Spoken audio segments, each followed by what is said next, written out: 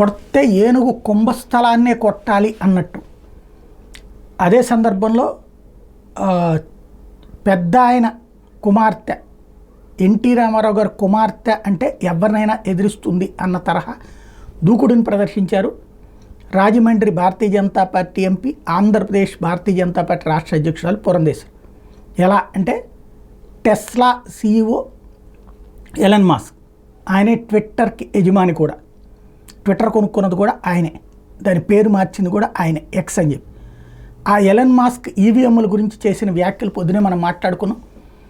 ఈవీఎంలు ఎక్కడో ఏదైనా లోపాలు ఉంటే అనుమానం వస్తున్నాయి కాబట్టి తీసేస్తే పోతుంది, ఈవీఎంలు హ్యాక్ అవ్వచ్చు, ఏఐ వాడచ్చు అన్నటువంటిది మాట్లాడారు. దాన్నే వైఎస్ఆర్ కాంగ్రెస్ పార్టీ వాళ్ళు హైలైట్ చేసుకుంటున్నారు. బట్ పురంధేశ్వరి డైరెక్ట్గా ఎలన్ మాస్క్ని కోట్ చేస్తూ ట్వీట్ చేశారు, దమ్ముంటే వచ్చి నిరూపించు, భారత్లో ఉన్న ఈవీఎంని ఆర్టిఫిషియల్ ఇంటెలిజెన్స్ ద్వారా హ్యాక్ చేస్తావా, నీ నాలెడ్జ్తో హ్యాక్ చేస్తావా, నీ టాలెంట్తో హ్యాక్ చేస్తావా, చేసి చూపించు, మేము సిద్ధంగా ఉన్నాం, పారదర్శకతతో కూడినటువంటి ఒక వ్యవస్థని బద్నాం చేయొద్దు అంటూ ఘాటైనటువంటి హెచ్చరిక జారీ చేశారు.